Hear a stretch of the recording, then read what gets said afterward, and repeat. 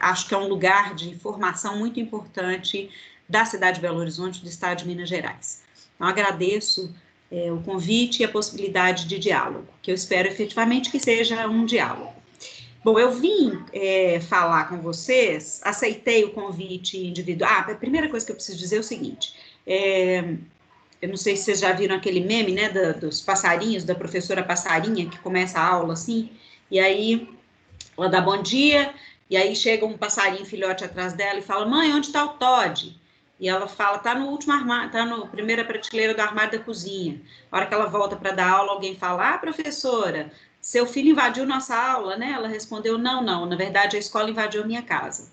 Então, para dizer para vocês que isso pode acontecer aqui, pode ser que eu tenha que atender 2 filhotes de passarinho ou um filhote de cachorro, porque eu sou a única adulta responsável nesse momento pela gestão da casa e acontece tudo ao mesmo tempo agora. Eu imagino que muitos de vocês, né, estejam vivendo situações semelhantes e no isolamento social, a essa altura, 6 meses, a gente já conseguiu compreender as invasões mútuas e naturalizar algumas dessas convivências. Bom, eu aceitei o convite individualmente, né, que me foi feito, mas a primeira coisa que eu gostaria de dizer é que essa minha comunicação, ela é coletiva, na verdade, eu falo em nome de uma equipe, porque esse projeto, e 68E, Memórias Públicas de um Ano Inesquecível, é um projeto essencialmente coletivo. Eu já vou explicar por que isso, mas então eu falo em nome de uma equipe de trabalho e de um projeto que ainda está em andamento e que está hoje, talvez, na sua 3ª para 4ª fase. Bom, vou pedir licença a vocês, vou fazer uma leitura mais ou menos breve aqui, e é breve mesmo, assim, são uns 5 minutinhos, e aí vou fazer uma apresentação um pouco mais detalhada do projeto em seguida. Bom, como coordenadora do Núcleo de História Oral, do recém-criado Laboratório de História do Tempo Presente, eu tenho a alegria de participar dessa sessão do Seminário de Integração, Produção Escrita da História, na PUC Minas. Preciso explicar aqui o seguinte, o Núcleo de História Oral, da FAFISH UFMG, ele tem 30 anos, ele comemorou 30 anos no ano passado, foi o primeiro projeto, depois programa, depois Núcleo de História Oral, e há 2 anos ele foi incorporado ao Laboratório de História do Tempo Presente, ele é um dos núcleos de trabalho, além do Núcleo de História Política, do Laboratório de História do Tempo Presente. Então, ele tem uma longa duração, mas ele começou um novo pedaço da sua trajetória nos últimos 2 anos, que coincide exatamente com a organização desse projeto, sobre o qual eu vou tratar aqui hoje. Como eu disse, eu agradeço imensamente, em nome de toda a equipe do laboratório e do núcleo, o convite do curso de História da PUC Minas, e aí eu queria mencionar especialmente a Juliana, a Jacira e a Letícia, que foram responsáveis pelo contato comigo, pela possibilidade de diálogo que se abre aqui hoje. Eu vou tratar de memórias da ditadura militar em tempos de negacionismo histórico, um negacionismo relativo a esse período, e vou problematizar o ano de 1968, que é um evento marcante, objeto de muitas efemérides. Em alguma medida, portanto, eu vou reiterar essa efeméride, na perspectiva de historiadora que se dedica ao estudo da história do tempo presente, provocada pela demanda de compreendermos eventos marcantes próximos de nós. Eventos marcantes como 68. Para responder essa demanda, nós devemos nos perguntar, em primeiro lugar, esse evento é marcante para quem? 1968 é um marco da memória nacional e internacional.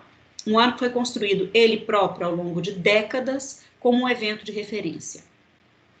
Pois é sobre esse evento, 1968, que se debruça esse projeto do Laboratório de História do Tempo Presente.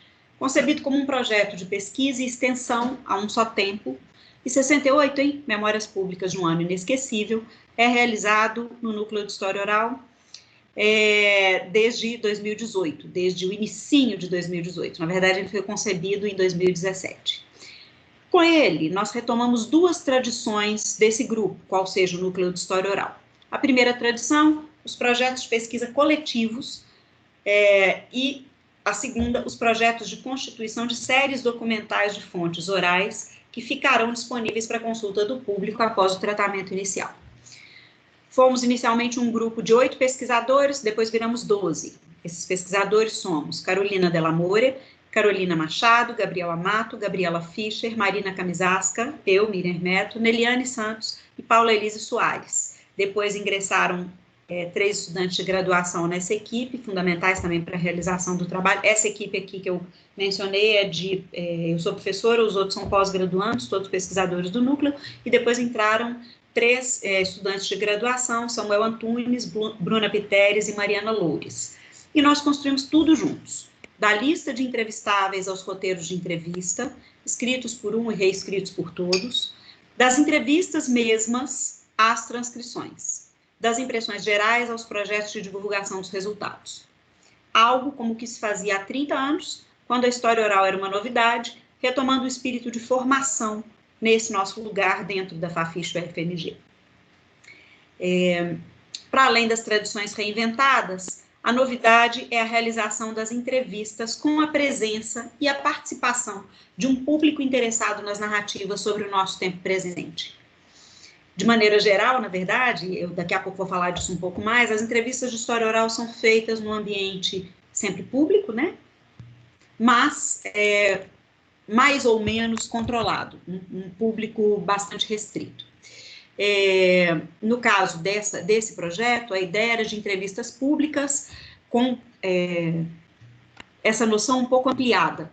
Éramos mais ou menos 30 pessoas dentro de uma sala no momento da realização das entrevistas. Entre março e novembro de 2018, realizamos uma entrevista pública por mês com sujeitos históricos de diferentes perfis que viviam em Belo Horizonte e em torno naqueles anos de 68. Sim, não é o ano de 68 que pretendemos capturar na lembrança, senão o ambiente histórico que o compõe. Buscamos, sim, informações sobre aquele tempo passado. Informações que, por vezes, aparecem só nas narrativas dos entrevistados, estando ausentes de documentos de outros tipos. Informações que compõem a memória presente do sujeito sobre o passado. A memória, isso que é o que uma fonte oral documenta, de fato, e que vem a ser o objeto principal da história oral. A informação, portanto, importa, sim, como diria a historiadora Verena Alberti, mobilizando conceitos de Peter Rittenberger, mais como relatos presentes sobre o passado do que como resquícios do passado ele mesmo. As informações importam no sentido muito mais do que o que alguém lembra, da maneira como o historiador analisa o relato e questiona esse relato. Por que alguém lembra assim hoje? Que tipo de operações de silenciamento, de apagamento, de seleção de lembranças foram feitas nas diferentes camadas temporais que esse sujeito viveu ao longo do tempo? Então, fizemos o projeto 50 anos depois daquele período, né? Então, que camadas são essas que foram sendo narradas ali? Como, no presente e no diálogo com pesquisadores, a memória do sujeito que narra constitui uma dada identidade em relações com diferentes fatos, lugares e com alguns sujeitos específicos. Como é que esse sujeito reconstrói o passado? Mas uma entrevista de história oral não é só um relato, é também um resquício, diria Verena Alberti. Só não é um resquício do passado, mas é um resquício do presente. Completa a historiadora, produzir uma entrevista de história oral é produzir uma ação, não apenas a reconstrução do passado, mas de presente e futuro, engendrados nas relações que entrevistador e entrevistado estabelecem ao reapresentar o passado de determinada maneira. A fonte produzida é resquício do momento da entrevista e de todos os jogos de força que sobre ele incidem. Assim é que nas entrevistas públicas do projeto 68 em Memórias Públicas de um Ano Inesquecível, questionamos os nossos entrevistados sobre como viviam, sobre o que conversavam, como amavam, o que liam, por onde andavam, com quem andavam, como eles agiam naqueles dias. Queremos compreender se em suas lembranças presentes, os dias de 68 soam extraordinários, como teimam em lembrar a grande memória coletiva e parte da historiografia. Ou se é o ordinário que toma lugar em suas recordações.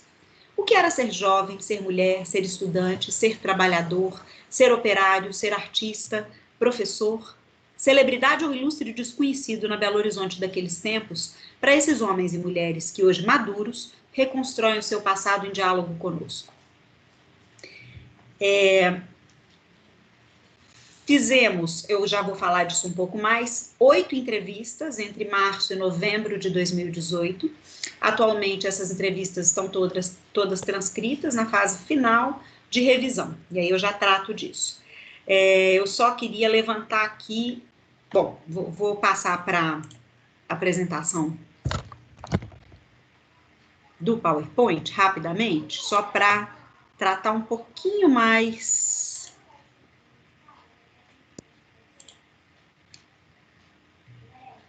do projeto.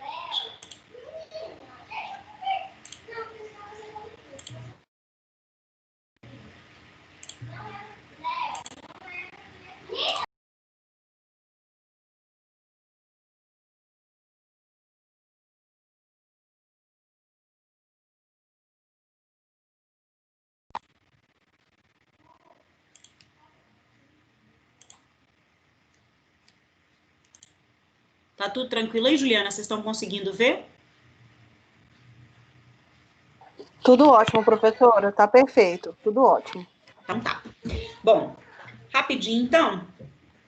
Vou passar, como eu disse, é uma apresentação coletiva e eu falo aqui especialmente em meu nome, do Gabriel e da Carolina, Gabriel Amato e Carolina Delamore, que são co-coordenadores, né? Nós coordenamos o projeto os 3 juntos, mas de toda a equipe que eu mencionei anteriormente.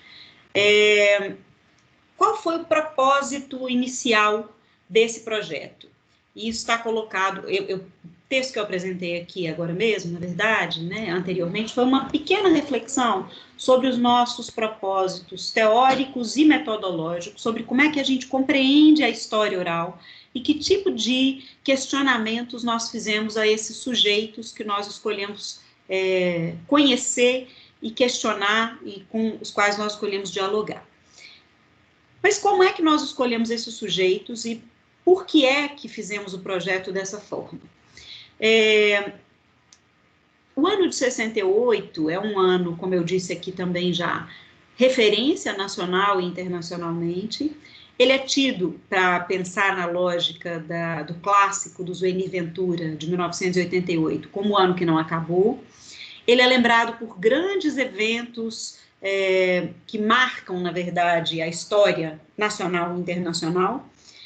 Mas, em geral, ele é um ano pensado nessa perspectiva da memória social como grandioso e como inesquecível, em termos nacionais, por exemplo, a partir de um eixo muito claro, que é o eixo Rio-São Paulo. E pensado nessa perspectiva dos grandes eventos. Nem todos positivos, muitos deles, né, com a memória do trauma mesmo, com a morte do Edson Luiz e tal, mas o grande. A nossa perspectiva no projeto 68, em Memórias Públicas de um Ano Inesquecível, foi uma perspectiva de produzir uma variação de escalas. Escalas espacial, então, em vez de pensar Brasil como um todo, ou mesmo o eixo Rio-São Paulo, considerando que isso era Brasil, pensar a memória sobre as vivências locais de Belo Horizonte e em torno. E uma variação de escala de sujeitos, pensando nos sujeitos, não apenas aqueles sujeitos clássicos de 68, como os militantes do movimento estudantil engajado à esquerda, ou como os políticos, ou como os artistas engajados, mas também há perfis desse tipo, mas também em pessoas anônimas que viveram nesse lugar, Belo Horizonte e em torno, no ano de 68. Então, o que a gente queria, e quer ainda, porque o projeto continua em andamento, é compreender essas vivências. Bom, por que as entrevistas públicas? Qual foi o nosso propósito ao realizar as entrevistas públicas? Para começar, eu acho que é importante dizer que as entrevistas de história oral são públicas, de maneira geral. E a gente selecionou aqui um trechinho de um texto do Ricardo Santiago, que trata disso. Então, uma entrevista implica sempre uma transição do privado para o público, mira a apresentação pública de histórias privadas. À exceção daquelas orientadas para o sujeito, que são as entrevistas psicológicas ou entrevista de emprego, por exemplo, as entrevistas visam, em última instância, cruzar o limiar que separa público e privado. Sendo assim, o público, esteja ele corporalmente presente ou imaginado, é um fator determinante que interfere na narração. O que o Ricardo está querendo dizer com isso? Quem dá uma entrevista, ainda que seja, que esteja diante apenas de um pesquisador, considera que a sua vida, uma entrevista de história oral, né? Considera que a sua vida está se tornando pública naquele momento. Ainda que o público esteja apenas no imaginário, que o público seja apenas idealizado. Por quê? A gravação e a possibilidade de conhecimento dessa gravação é a transformação do privado no público. Então, a entrevista é já esse momento de transição. Só que a gente concebeu a entrevista pública a partir dessa reflexão que o Ricardo Santiago faz nesse texto da revista Memória em Rede, no qual ele apresenta uma primeira entrevista pública que ele realizou há uns anos antes. Nós concebemos, a partir da experiência do Ricardo Santiago, como uma entrevista com a presença física de um público interessado na narrativa, que, além do público de pesquisadores do projeto, de um público que estaria interessado na narrativa que seria ali construída no diálogo. Então, além da nossa equipe, que tinha mais ou menos 10, 12 pessoas, né, tinha sempre um público de mais ou menos, de algo entre 15 e 20 pessoas presentes na entrevista. O que trouxe para nós uma dimensão interessante, já eu vou falar disso. Bom, o que acontece numa entrevista de história oral? Né, o que difere, e já tem um texto do Portelli, no qual ele diz o que faz a história, a grande questão do texto é o que faz a história oral diferente, tem um trechinho aqui logo em seguida. A gente se pergunta, então, o que é que, de maneira geral, a gente pretende numa entrevista de história oral, e por que é que ela é muito mais um resquício do tempo presente do que efetivamente resquícios do passado.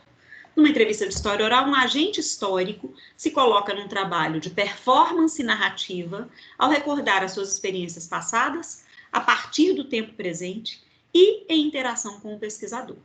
Então, o diálogo é algo essencial numa entrevista de história oral. É uma situação de pesquisa e é concebida como uma situação de pesquisa. A memória, ao mesmo tempo social e individual, lembrança, silêncio e esquecimento, é materializada na linguagem com a mediação do gravador, ou da câmera, enfim, de uma tecnologia de registro. Esse processo envolve a reconstrução de identidades de quem se lembra, em negociação com os constrangimentos de seu grupo social e de seu tempo histórico. Vamos pensar aqui no nosso caso, né? Entrevista sobre 1968. Nós estávamos, em 2018, comemorando o cinquentenário, né, a efeméride de 50 anos de 1958. 1968. Vejamos, as pessoas que conversavam conosco iam falar da sua juventude. Hoje são pessoas na faixa dos 70 anos e narravam suas experiências na faixa dos 20 anos, entre 15 e 30 anos, né, para pensar nessa variação. Então, existem fatores que incidem sobre os grupos, esses grupos de pertencimento, né, os grupos sociais, no momento das vivências que eram narradas e nos grupos sociais, e dos grupos sociais contemporâneos, aos quais esses sujeitos pertencem hoje. Então, algumas coisas para pensar a história oral, alguns conceitos e categorias são fundamentais, e a gente no Núcleo de História Oral tem trabalhado nessa perspectiva de o sujeito como agente histórico, o elemento fundamental, a memória, a linguagem, as identidades em permanente construção, e algo que, especialmente para as entrevistas públicas, importa, que é a ideia da performance narrativa. Há uma narrativa sendo construída no diálogo numa entrevista de história oral, em situação de pesquisa, provocada por questões dos pesquisadores e pelas vivências daquele que narra, mas existe também uma performance nesse diálogo colocado ali, que coloca em diálogos, que coloca de frente sujeitos diferentes entre si. Então, o pesquisador e o não pesquisador, e no nosso caso ainda um público, que era um público muito mais jovem do que quem narrava. Então, existe uma performance, no nosso caso, uma performance voltada também para a presença física de um público ali. Como eu disse, acho que é importante considerar, para pensar a história oral, as reflexões que o Portelli traz nesse texto, que é um clássico, né, da história oral internacional, e que no Brasil foi traduzido sob o título O que faz a história oral diferente, né, na questão O que faz a história oral diferente, e nós selecionamos um trechinho para cá. Fontes orais contam-nos não apenas o que o povo fez, mas o que queria fazer, o que acreditava estar fazendo, e o que agora pensa que fez. Fontes orais podem não adicionar muito ao que sabemos, por exemplo, o custo material de uma greve para os trabalhadores envolvidos, mas contam-nos bastante sobre os seus custos psicológicos. Então, para retomar a ideia do textinho que eu li antes, não eram apenas informações que nós buscávamos sobre 68 nessa concepção de história oral com a qual nós trabalhamos, mas, sobretudo, rastros que se compõem como resquícios presentes. Por que 68? Então, acho que aqui nós trouxemos uma pequena amostra, né, de como o ano de 68 foi sendo reiteradamente lembrado por jornalistas, por escritores, por memorialistas, por historiadores, por cientistas sociais ao longo desse período, desses 50 anos. Aqui são 3 exemplos brasileiros, mas a gente pode pensar em escritores de diferentes cantos do mundo, porque 68 é um evento imantado ou inscrito na memória social, nacional e internacional. Por que Belo Horizonte e região metropolitana? Como eu falei, porque o que a gente está pretendendo aqui com esse projeto é uma variação de escalas. Então, um dos méritos da microhistória é ter colocado de saída, aqui um trechinho do Jacques Revel, para pensar nessa história das escalas de observação. Um dos méritos da microhistória é ter colocado de saída o problema da variação de escala e dos efeitos cognitivos que podem ser-lhe associados. É importante entender bem sua significação e o que está em jogo com isso. Ao contrário do que frequentemente se disse, a questão fundamental não é aqui a do estudo dos objetos de tamanho reduzido. Então, a nossa ideia não era reduzir a escala de observação, senão variá-la. A esse respeito, a abordagem microhistórica não poderia ser identificada com uma monografia ou com a perspectiva da história local. Acabei de lembrar que o regime monográfico fora completamente compatível com um projeto macrohistórico. Não, o que está em jogo na abordagem microhistórica é a convicção de que a escolha de uma escala peculiar de observação fica associada a efeitos de conhecimentos específicos e que tal escolha pode ser posta a serviço de estratégias de conhecimento. Retomando uma metáfora que foi muito utilizada nos últimos anos, variar a focalização de um objeto não é unicamente aumentar ou diminuir seu tamanho no visor, e sim modificar a sua forma e a sua trama. Já já eu vou dizer um pouquinho, a partir das experiências das entrevistas, como é que essa focalização do nosso objeto, 68, foi modificada a partir das narrativas públicas.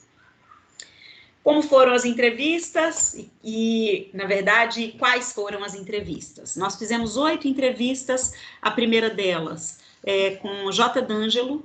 Uma coisa importante, aí eu vou sair aqui, vou só mostrar para vocês esses cartazes, que foram os nossos cartazes de divulgação. Aqui, à esquerda no alto, uma cena da montagem de Numância, que foi uma peça do Teatro Experimental, que era o grupo no qual atuava o J. D'Angelo, nosso entrevistado, no ano de 1968. No alto à direita, uma fotografia do Jarbas Juarez, que é outro dos nossos entrevistados, trabalhando. Abaixo, nós temos uma fotografia de repressão a movimento de rua, e o tema aqui era ser mulher e educadora em Belo Horizonte e no Rio de Janeiro, e a entrevista foi com a Gilda Cossenza,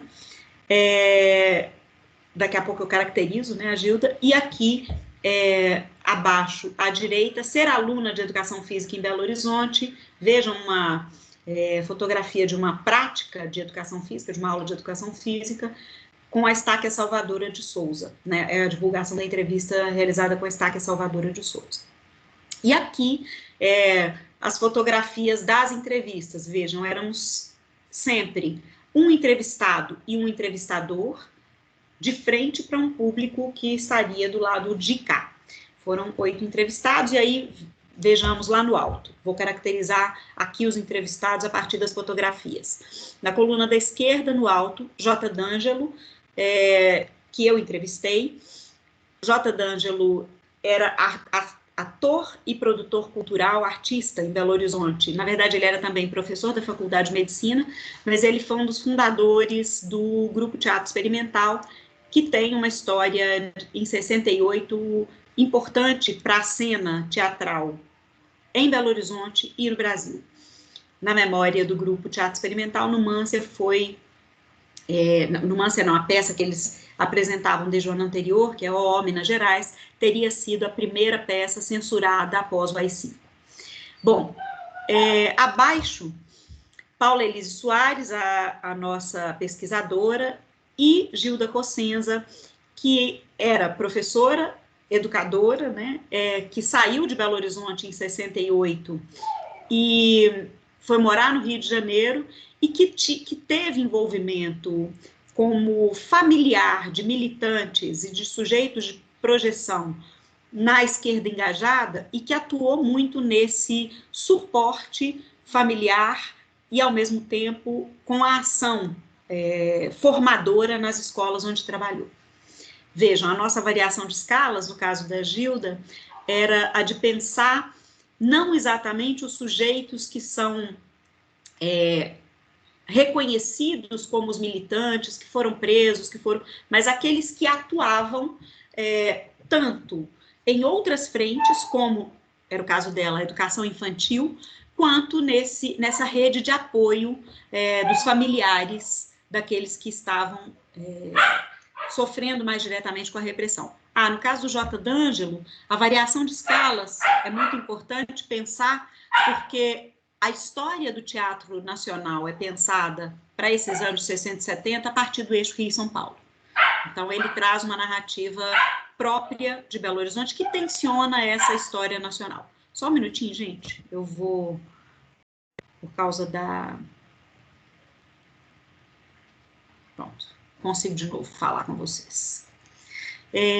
Abaixo da Gilda e da Paula, temos o Gabriel Amato, que é um dos coordenadores do projeto, entrevistando o Marco Antônio Meyer, que foi um militante de esquerda, um militante do movimento estudantil ainda secundarista, que foi preso em Belo Horizonte, e que ficou exilado muitos anos, e que então tem uma história clássica no movimento estudantil, é aquele que é reconhecido como um sujeito clássico, né, desse momento. Oi, Juliana. Desculpa interrompê-la, mas o slide desapareceu.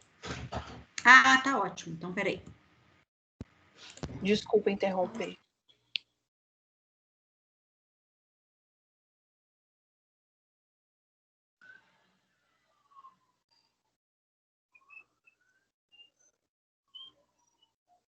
Sim, agora sim. Obrigada, professora. Só que agora a senhora está muda. Pronto, voltei.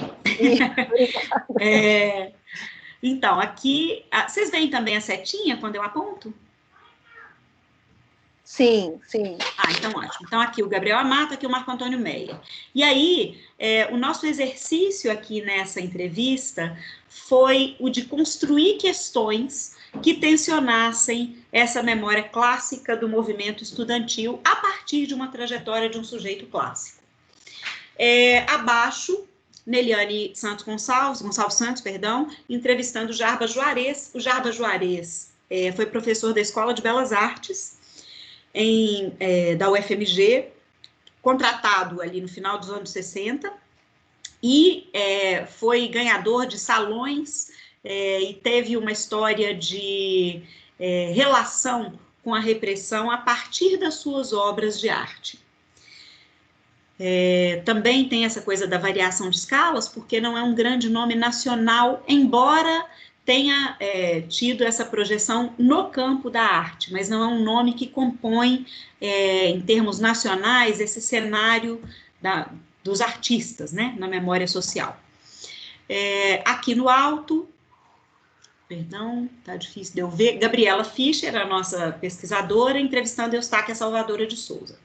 Eustáquia era, em 68, estudante da Escola de Educação Física da UFMG, e depois foi professora da Escola de Educação Física e pesquisou o campo da educação física.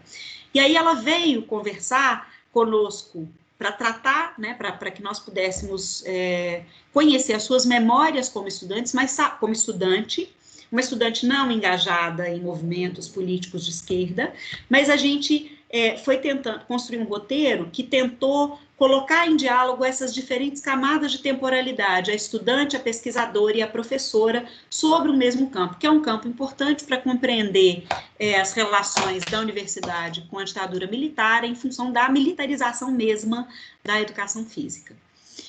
Abaixo, Marina Camisasca, nossa pesquisadora, entrevistando Carlos Melgaço, que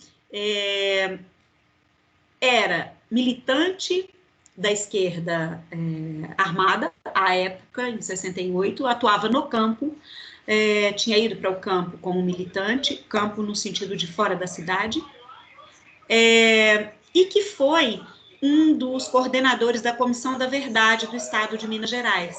Então, ele também veio conversar conosco, o roteiro tentou colocar em diálogo essas diferentes camadas de temporalidade. Bom, abaixo, Carolina Delamore, a outra coordenadora do projeto, pesquisadora do núcleo, e Adélia Hernandes, que era operária na cidade industrial e que depois que saiu da fábrica na cidade industrial, trabalhou na militância dos movimentos de esquerda, com casos muito interessantes. Por exemplo, ela era vendedora de Avon na porta das fábricas e fazia ali a propaganda para um movimento de esquerda, entregava jornais, folders, conversava com as pessoas na condição de vendedora de Avon. Então, ela foi trazer para a gente esse relato da militância na cidade industrial em diferentes formatos. E assim, não é uma figura destacada no sentido de líder sindical, né? Assim, é uma figura mais ou menos anônima na sua atuação, mas conviveu e convive muito com líderes importantes ali daquele cenário, né? E cá embaixo, no final, Carolina Machado, nossa pesquisadora, entrevista Arminda Mata Machado, que era estudante de psicologia da Faculdade de Filosofia da UFMG à época, uma estudante não engajada diretamente em movimentos, mas com uma participação que a gente pode dizer que era uma participação mais ou menos comum em manifestações ou em debates, mas sem um engajamento de esquerda explícito, que veio narrar essa sua relação com a universidade, esse cenário de formação das ciências humanas nesse momento, e como educadora, logo em seguida, de escolas alternativas na cidade de Belo Horizonte. Esse foi o nosso escopo, né, o nosso conjunto de entrevistados. Só um segundo, para eu poder parar aqui e voltar.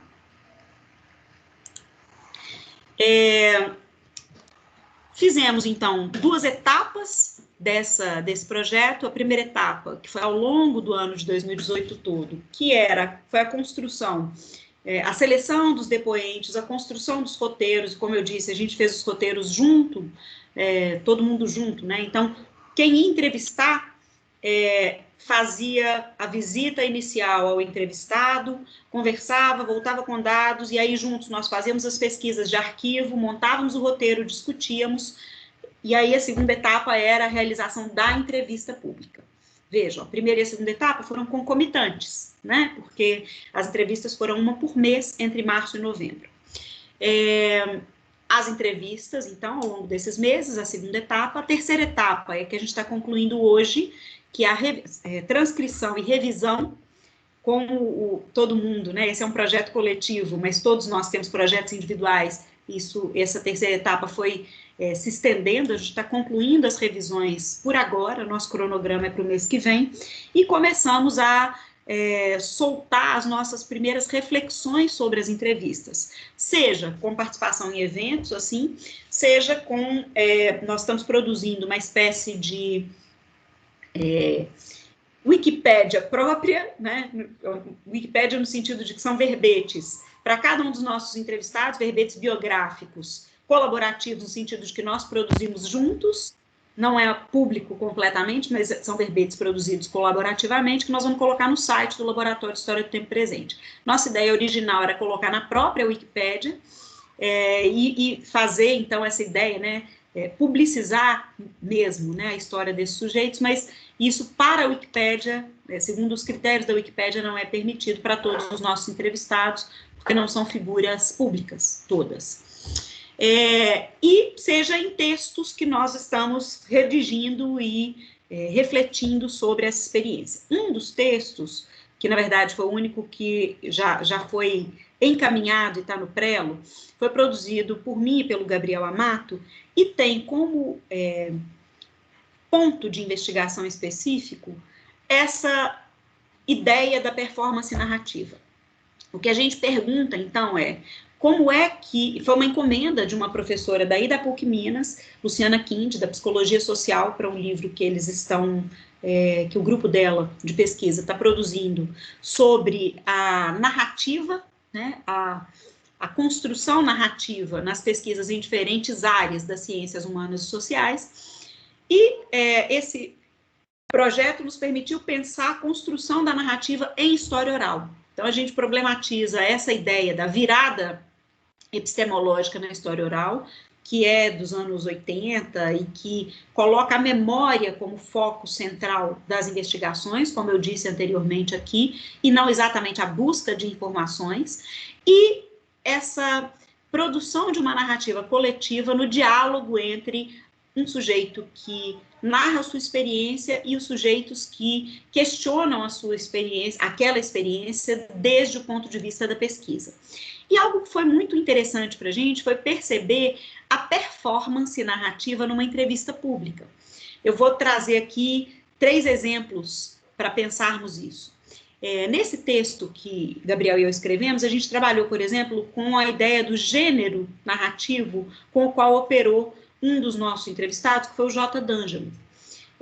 O J. D'Angelo, ele ator, né, e ele foi falar sobre essa experiência, não era só ator, como eu disse, ele era professor da medicina também e tal, mas ele foi falar sobre essa experiência como artista e como ator naquele momento, e uma das coisas que ele fez foi levar para a entrevista pública, além de fotografias da época, fotografias das montagens de 67, 68 do grupo, documentos do grupo, ele levou um trecho de uma das peças, a peça de 67, O Minas Gerais, e leu, fez uma mini leitura dramática diante do nosso público, né, de nós, público. E, claramente, a intenção ali era um tanto pedagógica, porque, vejamos, nós estávamos em 2018, num contexto, a entrevista dele foi a primeira, foi em março, então era um contexto de crescente conservadorismo, pré-eleitoral, o jogo eleitoral ainda não estava posto, mas as discussões já aconteciam, e o que ele construiu ali foi uma ideia, junto a jovens, né, que era um público jovem, de estudantes de graduação, de que numa ditadura é mais fácil identificar quem é o seu inimigo do que numa democracia. Numa ditadura é mais fácil lutar contra um inimigo comum do que numa democracia. E o trecho que ele leu tinha muito a ver com isso. Então, a performance era não apenas para 68, mas para 2018, muito claramente. Uma outra performance que eu acho interessante destacar, narrativa, né, e que está para além da entrevista, foi a do Jarbas Juarez, que é o artista visual. Porque nós fomos trabalhar com ele sobre 68, né, Memória sobre 68, a partir das obras que ele expunha nos salões. Mas ele levou para a entrevista obras, quadros, telas a óleo, que ele produziu muito recentemente. Então, o recado que ele deu desde o início, quando a gente expôs as telas, né, na sala, e as telas ficaram ali compondo o cenário da entrevista, o recado que ele dava para a gente muito claramente eu não parei de produzir. Eu continuo ativo e eu continuo, é um professor aposentado já, eu continuo ativo e a minha obra continua em movimento, né? E um terceiro caso que eu acho interessante de destacar aqui para pensarmos nessa questão da performance narrativa é o da Arminda Mata Machado, que pediu o roteiro de entrevista antes e releu a sua história em comparação, antes da entrevista, e releu a sua história em comparação com a história local e nacional, levou algumas anotações e a narrativa dela contemplou essas anotações que ela havia feito. Então, não foi uma narrativa da sua experiência, foi uma narrativa da sua experiência e da sua vivência, claramente, mas foi também cotejada com aquilo que nos pareceu... Só um minuto, gente, peraí.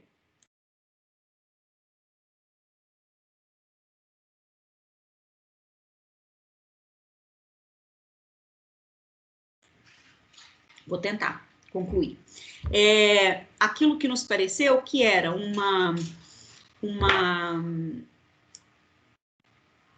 o que ela esperava que um público de historiadores e estudantes de história esperavam ouvir. Então, além da sua vivência, esse cotejamento da sua vivência com os processos nacionais e globais do ano de 1968, que foi uma experiência também muito interessante na construção dessa performance narrativa. Bom, acho que é isso, assim, em breve, espero que dentro de 2 meses no máximo, esse acervo essa série documental esteja à disposição, e aí nós vamos deixá-la à disposição no site do laboratório, e agora queria ver o que vocês têm para conversar, quais são as questões que vocês têm para apresentar. Professora, muito obrigado pela Eu que agradeço. Aula. E aí, pessoal, eu gostaria que se vocês pudessem abrir o microfone ou colocar no chat as perguntas. E aí, o Daniel, por favor, você quer abrir o microfone? Pode abrir para a gente poder te ouvir, por favor.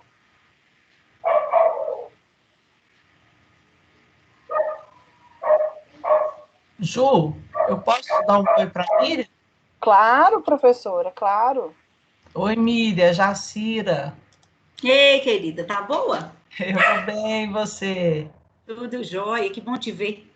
Pois é, menina, nós agradecemos muito a sua gentileza de falar para os alunos. Hoje a gente tem o 6º e o 4º período do curso de História, são alunos diferenciados, muito queridos, muito interessados, e assim, a gente tem procurado trazer nomes cada vez mais queridos, né? E você é uma dessas muito queridas de nós todos aqui da PUC. Muito obrigada. Que bom, que bom. Eu abri a minha fala dizendo exatamente isso, Jacira, que vocês também são muito queridos para mim, pessoalmente, e a instituição é uma instituição que eu respeito muito. Agradeço pelo diálogo sempre. É até curioso, né? Acho que há 2 anos eu tive aí para tratar de 68, em 2018, mas aí em outra perspectiva, né? Não era sobre esse projeto. Pois eu achei sensacional. Eu estava interessadíssima em ver como é que estava funcionando, porque em 18 eu participei e eu vi, e aí fiquei torcendo para que você voltasse algum dia para cantar de novo, que é tão lindo, gente, a Miriam cantando, que, assim, traz assim, uma Elis Regina na minha cabeça, sabe? Sua senhora, muito obrigada, que responsa.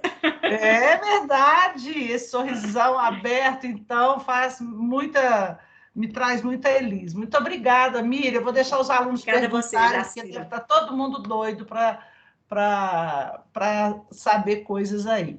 Edson, te mando um abraço e te agradecer fala com ele pela disponibilidade. Imagina, fico muito feliz. Só para você falou uma coisa, você falou aí, me veio uma coisa que eu queria ter dito no início e esqueci. Eu fui formada na História Oral pela pessoa que criou aí na PUC o Núcleo de História Oral, né?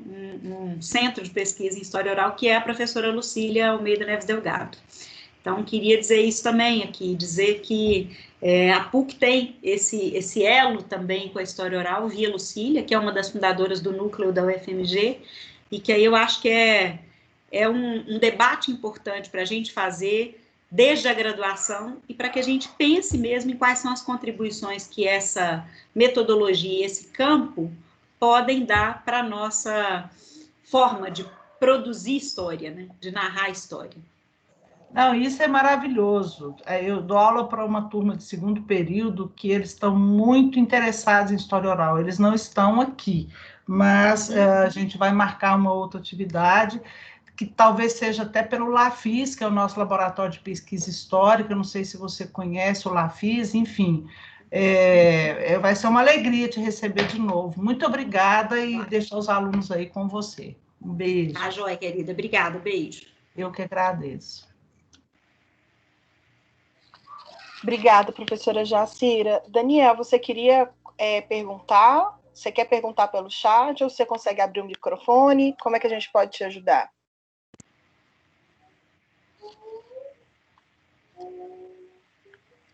Daniel. Pessoal. O Jefferson também já levantou a mão ali, ó. Jefferson, por favor, pode perguntar? Pode abrir seu microfone, por favor, ou pelo chat, o que você achar melhor. Boa noite, professora. Boa noite, Jefferson. Meu questionamento é um problema que eu acho que quando a gente está escrevendo os projetos, uma das colocações que a gente trata de documentos escritos é ter uma boa base documental para conseguir fazer afirmações. E pensando na história oral, a gente tem que tentar traçar entender como aquelas perspectivas elas dialogam com um ambiente mais amplo. Até dentro, você citou a microhistória, eu fico tentando fazer essa comparação de que na microhistória muitas vezes a gente tem que estudar um evento para tentar desnudar o que que pode ser as contradições de uma estrutura mais ampla ou para responder algumas lacunas, mas mesmo lendo desses autores ainda é difícil a gente tentar incorporar esse método, de conseguir alcançar esse aspecto mais amplo através de um relato, de uma vivência que é particular, familiar. Aí eu penso, qual seria, então, as indicações para a gente tentar desnudar o que é um ambiente mais amplo, um contexto mais amplo, e dialogar com esse contexto, entender as contradições dele a partir dessas visões desses indivíduos. Finalzinho cortou, a partir do que você falou? A partir dessas experiências, dessas visões desses indivíduos. Então, obrigada, Jefferson, pela questão, pelo diálogo. Bom, esse é um dos pontos básicos do trabalho em história oral, né? Uma narrativa de história oral, ela não em geral, tomada apenas do ponto de vista do indivíduo, que é, na verdade, uma das reflexões postas hoje para os trabalhos de caráter biográfico na história, né? Então, tem uma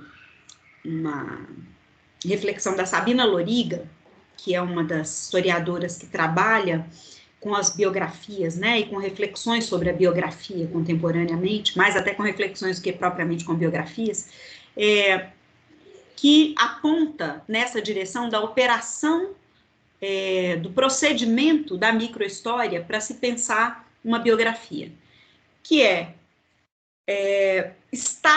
que é o pesquisador se colocar sempre na fronteira entre o individual e o coletivo, que é ele se posicionar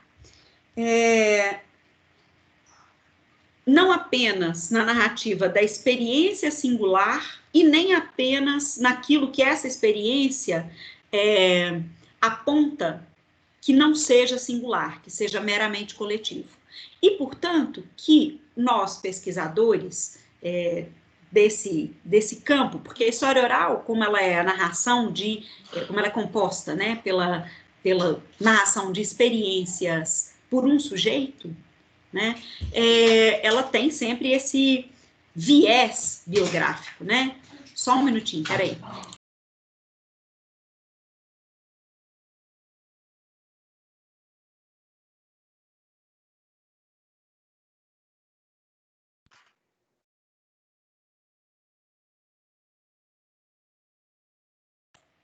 Desculpem, crianças e cachorros aqui.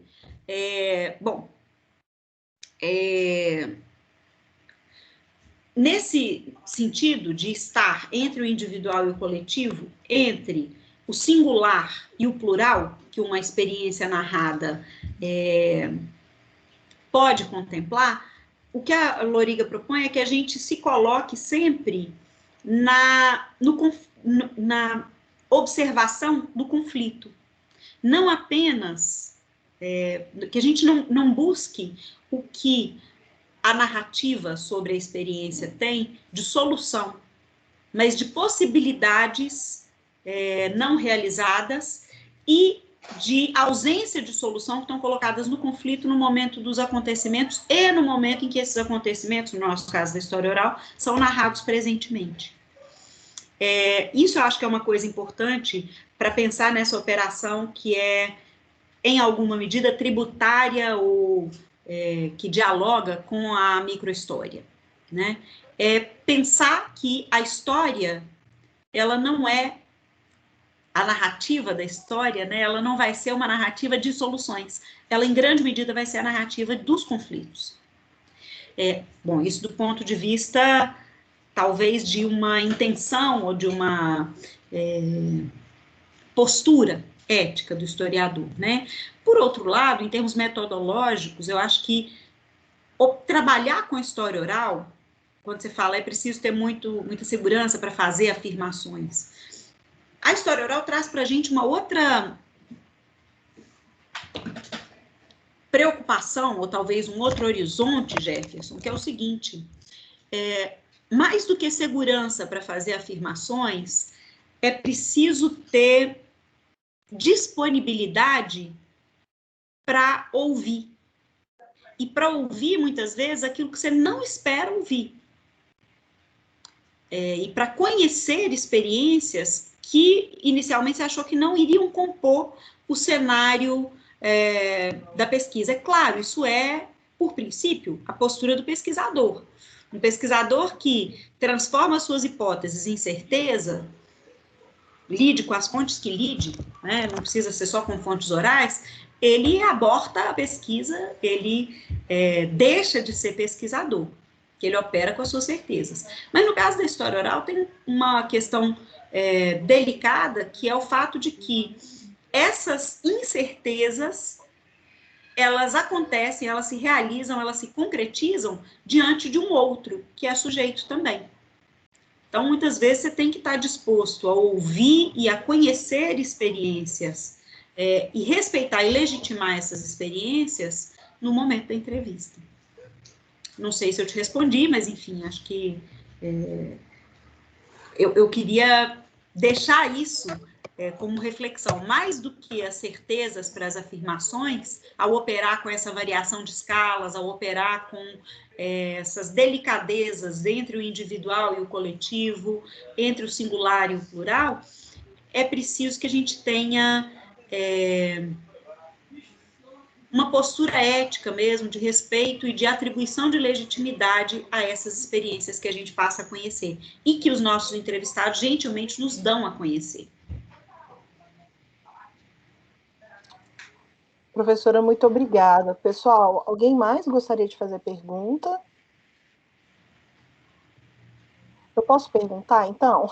Enquanto vamos Professora, quais foram as maiores dificuldades que vocês encontraram para desenvolver esse projeto, para conduzir as entrevistas? E como que vocês lidaram com essas dificuldades, assim? Porque é uma memória, em alguma medida, que traz muita dor, né? Muitas lembranças, ou até mesmo superação. Como é que vocês lidaram com essas questões e com as dificuldades, principalmente, de conduzir o projeto? Obrigada. Obrigada a você, Juliana, pela questão. Então, pela nossa escolha, poucas foram as entrevistas com memórias mais traumáticas. É claro, todas elas perpassaram em alguma medida os traumas, ainda que fossem os traumas sociais, mas como muitos dos nossos sujeitos não passaram, por exemplo, por prisão ou por eventos que fossem mais traumáticos, muitas vezes a gente estava lidando com esse trauma numa perspectiva social mais do que individual. De qualquer maneira, uma das primeiras dificuldades, talvez a que nos acompanha até agora, é exatamente essa grande representação social do que é o ano de 68. Como é que a gente poderia construir roteiros de entrevista e diálogos com os nossos sujeitos que permitissem questionar essas representações sobre 68, que não nos deixassem, a nós pesquisadores e aos nossos entrevistados e também ao público presente, confortáveis no lugar de 68 foi mesmo um ano inesquecível, não importa para quem, não importa onde, não importa como, né? Então, assim, a primeira grande dificuldade, eu acho, que estava e está no cerne desse projeto, é exatamente essa intenção de questionar as macro-representações sobre esse evento de 68, né? Como é que a gente foi lidar com isso? Com o cuidado... Bom, aí vou retomar aqui o processo de pesquisa. Nós trabalhamos nessas entrevistas de maneira bem clássica com a metodologia de história oral, por exemplo, pensando que antes de fazer a entrevista mesmo, ou de produzir o roteiro, a gente ia lá e conversava, quem ia entrevistar, ia lá e conversava individualmente, no que a gente chamaria, na metodologia de história oral, numa entrevista exploratória ou num contato inicial com a pessoa que seria entrevistada. Ao fazer isso, a gente deixava mais livre o falar, ouvia mais as pessoas para entender como é que a gente conseguiria construir o nosso roteiro e que tipo de pesquisa a gente teria que fazer para construir o roteiro, visando a produzir essa variação de escalas de memórias, tá?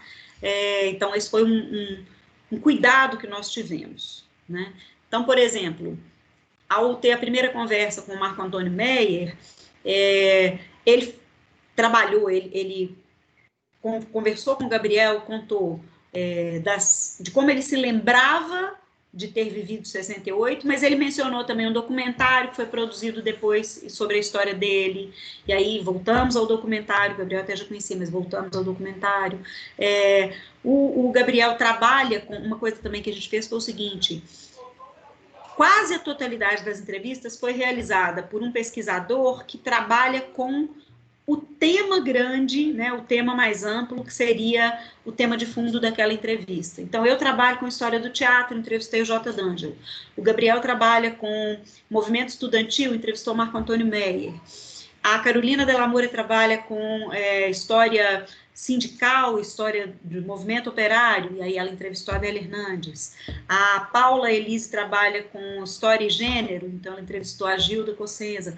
Percebe? Então a gente foi tentando fazer esses cruzamentos. Um outro cuidado, portanto, era de que aquele que era responsável pela primeira elaboração do roteiro ia tentar trazer para as questões do roteiro os debates do campo da história sobre o tema que estava colocado em pauta.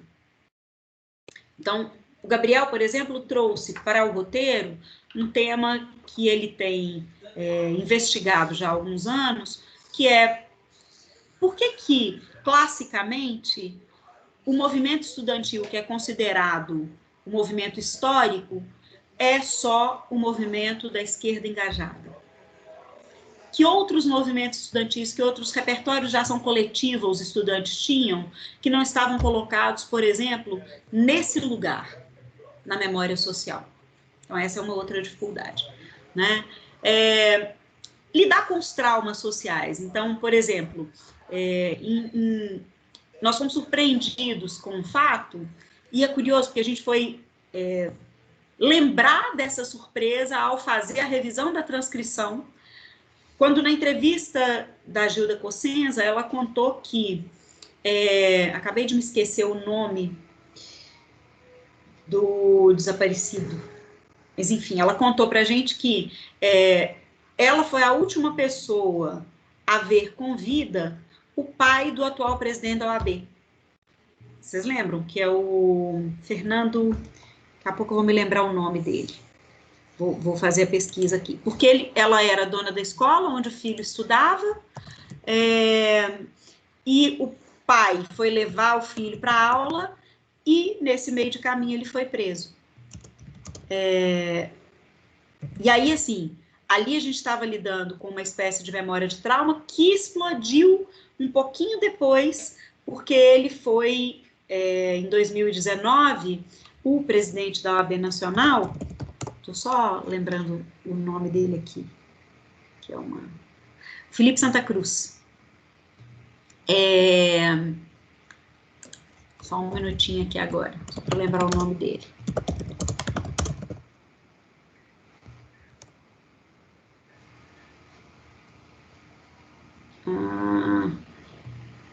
Ele era da Ação Popular.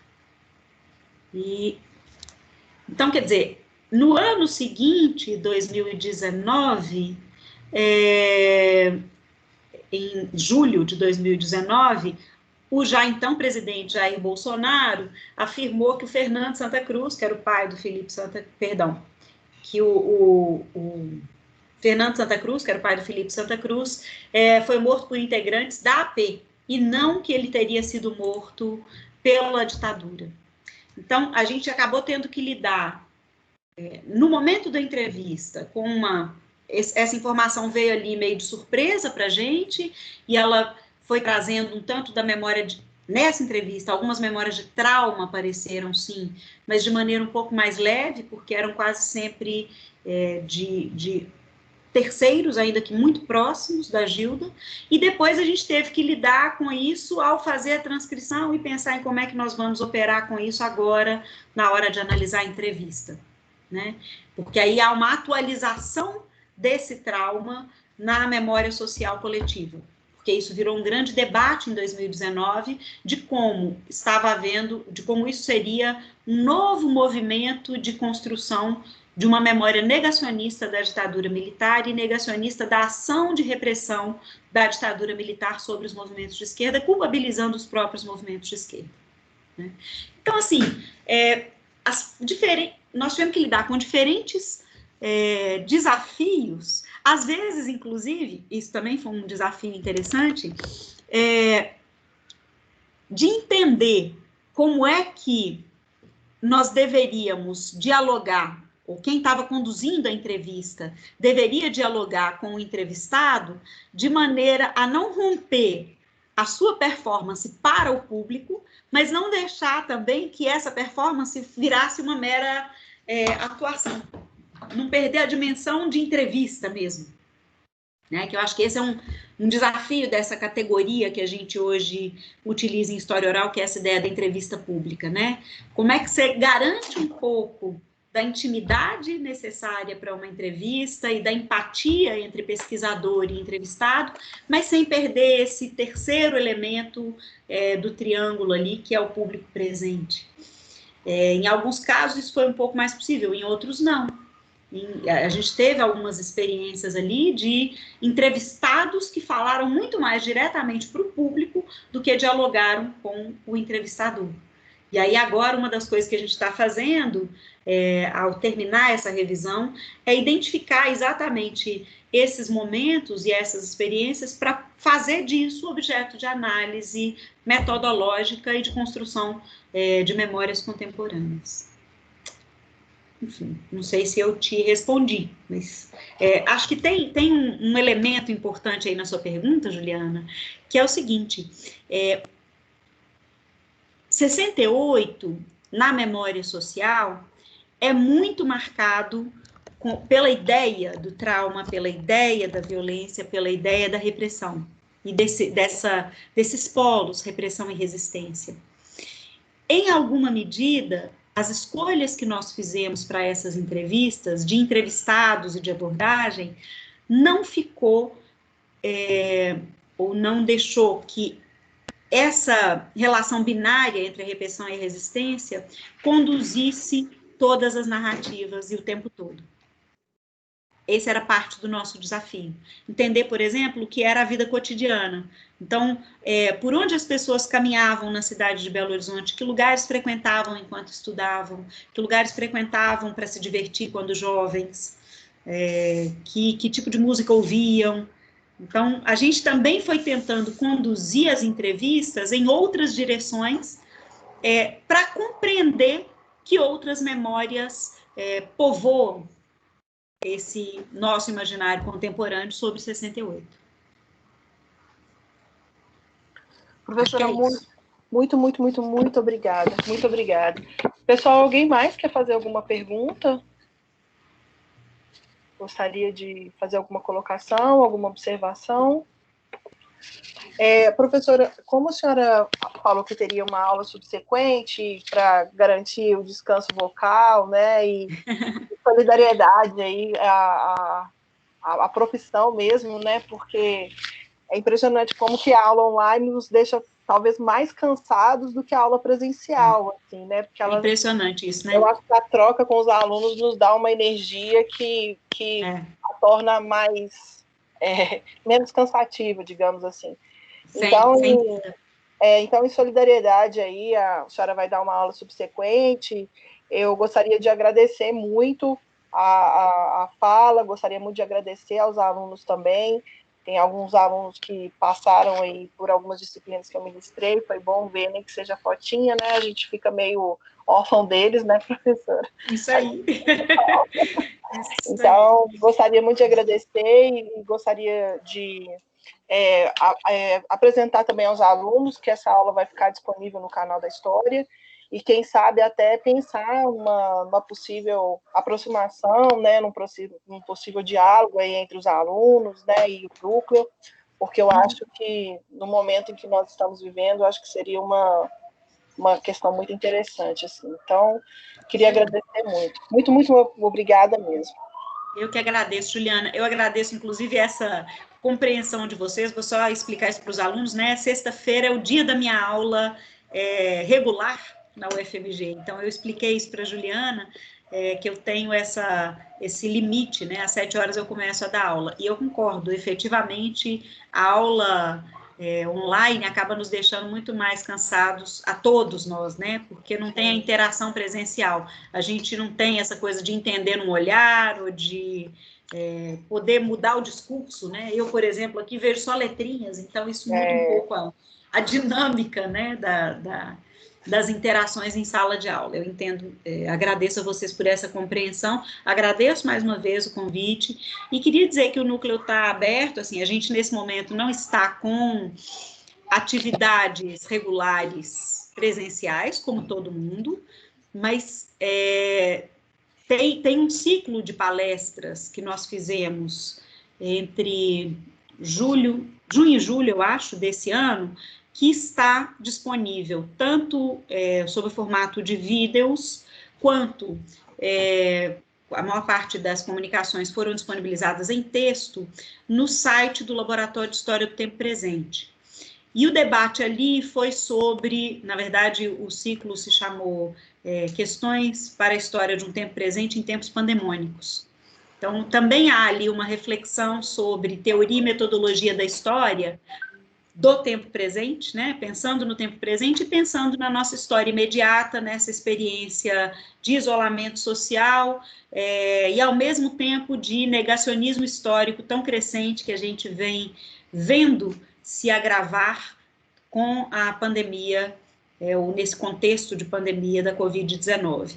Então, eu acho que também pode ser deixo o convite para vocês olharem esse ciclo de debates, porque eu acho que pode também alimentar os diálogos de vocês nesse seminário de integração, né? Assim, pensar uma produção escrita da história também nessa perspectiva da história do tempo presente. Quanto à história oral, né, ao núcleo, será muito bem-vindo o diálogo sempre. Nós estamos com uma previsão estava previsto para esse ano, não aconteceu, né, mas de realização de um curso introdutório de história oral, assim que retomarmos as atividades, e aí eu aviso a vocês acho que assim, isso é sempre muito bem-vindo. E também quando a gente disponibilizar a série documental no site, então as transcrições, os vídeos e tal, eu mando um aviso para vocês passarem para os alunos. Ótimo, muito obrigada, Tá bom? professora. Agradeço mais uma vez, agradeço aos alunos, a confiança da professora Jacira, e a gente encerra por aqui. Muito obrigado, viu, professora? Bom trabalho para vocês, gente. Obrigada. Prazerão, um abraço. Obrigada, Tchau, pessoal. Juliana. Até. Tchau, gente. Tchau. Pessoal, eu vou encerrando por aqui, tá bom? Um abraço, bom final de semana, se cuidem e a gente se vê. Até mais. Obrigada, professora.